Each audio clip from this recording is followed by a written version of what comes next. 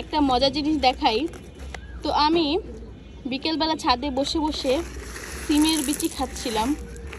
এমন সময় একটা জিনিস খেয়াল করলাম, এটা হচ্ছে একটা চেক, যেই চেকের লেখা আছে যে অনন্ত স্পোর্ট ওয়্যার লিমিটেড 2 crore টাকা অনলি।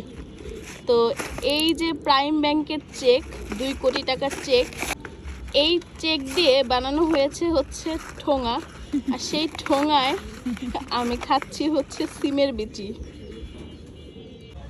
তো এখন আমি আপনাদেরকে খুলে দেখাই এই চেকটার মধ্যে কি লেখা। খুলবো কোন দিক দিয়ে? ও, এটা তো আঠা দিয়ে লাগানো। এই একটা চেকই একটা সময় হয়তো কারো কাছে এত বেশি মূল্যবান ছিল, কারণ এটা দেখতে পাচ্ছেন আপনারা 2 কোটি টাকার চেক। মানে 2 কোটি টাকা পেলে একজন মানুষের জীবন বদলে যায়। সেই 2 কোটি টাকার চেক আমি পেলাম ঠিকই, কিন্তু সেটা ঠোঙা আকারে। আমি খেয়ালই করি নাই। আমরা যখন খাচ্ছি আজকে ছাদে বসে বসে এই টাইমে দেখলাম। এই যে দেখেন ডেটটা, একটু দেখি। ডেটটা হচ্ছে ইন্টারেস্টিং। আমি ভাবছিলাম যে 2024 সাল, কিন্তু দেখেন এটা 2010 সালের এপ্রিলের 4 তারিখের হচ্ছে একটা চেক ছিল, এটা প্রাইম ব্যাংকেরটা। আর এইটা হচ্ছে, এইটার তারিখটা দেয়া নাই না, এটাও 2010 সালের মনে হয়, এপ্রিলে। আল্লাহ, 2 কোটি টাকার চেক, তাও 14 বছর পরে আমার কাছে সিমের বিচির সাহায্যে। মানে ভাগ্যটা দেখেন, একটা রিয়েল চেক পেলেও তো পেতে পারতাম।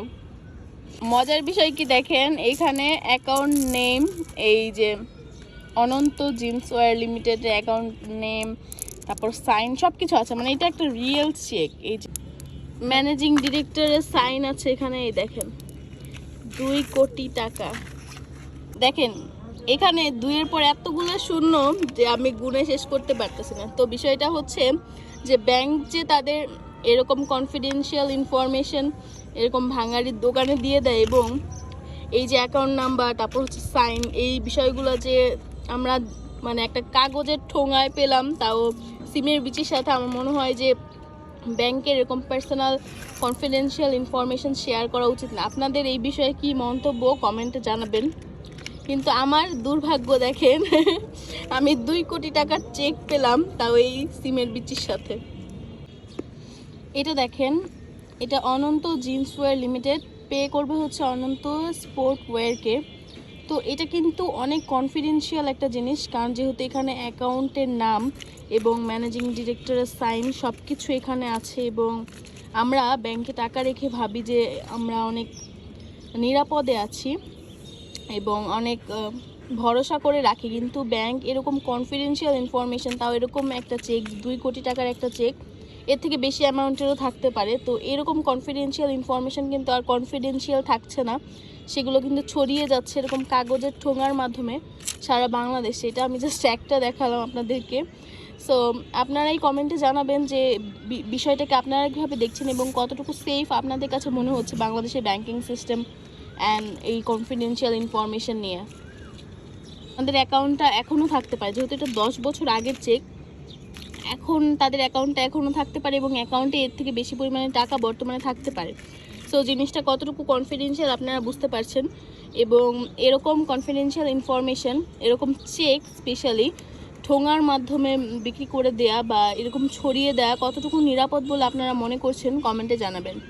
তো এটা হচ্ছে যে export import bank of Bangladesh HO corporate branch, মানে এটা কর্পোরেট ব্রাঞ্চের থেকে কিন্তু এই চেকটা ইস্যু করা হয়েছে, মানে হেড অফিস থেকে। এবং আপনারা কিন্তু হেড অফিসের যে নাম্বারটা 10027 লাস্টে 691, এটা কিন্তু আপনারা দেখতে পাচ্ছেন।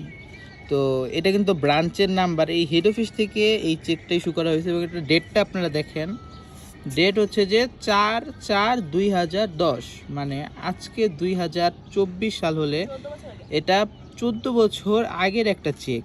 এবং চেকের পরিমাণ আপনারা দেখেন যে কত পরিমাণে এখানে লেখা আছে, 200 00, তারপরে আরও 3টা জিরো, 2-এর পরে মোট জিরো আছে 7টা, যেটা আসলে কিন্তু প্রচুর, মানে 2 কোটি টাকার একটা চেক এখানে লেখা আছে ইংলিশে 2 crore অনলি।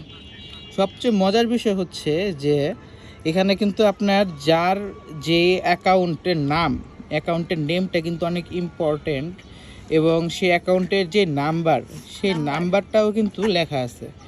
আবার সেই অ্যাকাউন্টের সাইনটা কীরকম, সেই সাইনটা এখানে কিন্তু কারেক্টলি দেওয়া আছে, এবং এই যে এখানে একটা টিক চিহ্ন দেখতে পাচ্ছেন, যে সাইনটার সাথে এটা মিলছে, মানে অ্যাকাউন্টটা যেই সাইনটা দিয়ে করা আর এখানে যেই সাইনটা দেওয়া আছে দুইটা হচ্ছে সেম। তো এটা কিন্তু একটা এই অ্যাকাউন্টের নাম্বারটা আপনি যেখানে দেখতে পাচ্ছেন, পুরো অ্যাকাউন্টের নাম্বারটা দেওয়া আছে। তো এই অ্যাকাউন্টে যদি 2010 সালে 2 কোটি টাকা ট্রান্সফার করা হয় বা এটা কোনো কাজে ব্যবহার করা হয়, এখন কিন্তু তার থেকে বেশি টাকা থাকতে পারে।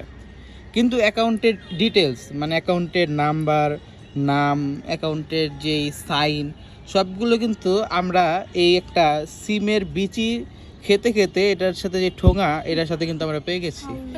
তো এটা কি আসলে মানে ব্যাংক এটা কিভাবে তাদের যে অ্যাকাউন্টটা করছে, সে 2 কোটি টাকা ব্যাংকের লেনদেন করে, ব্যাংক তো এখান থেকে অবশ্যই একটা সার্ভিস চার্জ কাটে বা ব্যাংকের এখানে একটা বেনিফিট আছে। তো সেই ব্যাংক কিভাবে এই কাজটা করতে পারে, আর ব্যাংক এটা কিভাবে এই ঠোঙার সাথে, সিমের বিচির ঠোঙার সাথে ব্যাংক এটা কিভাবে দিয়ে দিল, সেটা আমার প্রশ্ন থেকে গেল। আপনারা আমার প্রশ্নটা একটু ভেবে দেখবেন যে আমরা ব্যাংকে টাকা রাখাটা কি মানে এখন অনিরাপদ হয়ে যাচ্ছে কি না। আর যে এই অ্যাকাউন্টটা করেছেন, আমি চাবো যে সে যাতে ব্যাংকের, তার মাধ্যমে তার কাছে যদি ভিডিওটা পৌঁছায়, সে যাতে ব্যাংকের সাথে যোগাযোগ করেন এবং এই জিনিসটা আপনারা একটু ব্যাংকের সাথে আলোচনা করবেন যে আসলে তারা কীভাবে এই কাজটা করলো, কারণ আপনাদের ইনফরমেশনগুলো কিন্তু এভাবে সবার কাছে চলে যাচ্ছে। তো export import bank, Exim bank, আপনাদেরকে বলবো আপনারা এই বিষয়টা একটু গুরুত্ব সহকারে দেখবেন। আর যাদের এই ব্যাংকে অ্যাকাউন্ট আছে তারাও এই জিনিসটা একটু মানে ব্যাংক কর্তৃপক্ষের সাথে আলোচনা করবেন যে আসলে আপনাদের ইনফরমেশন কি তারা মানে ঠোঙায় ভরে সিমের বিচির সাথে দিয়ে দেয় কিনা, এটা একটু আপনারা জানবেন।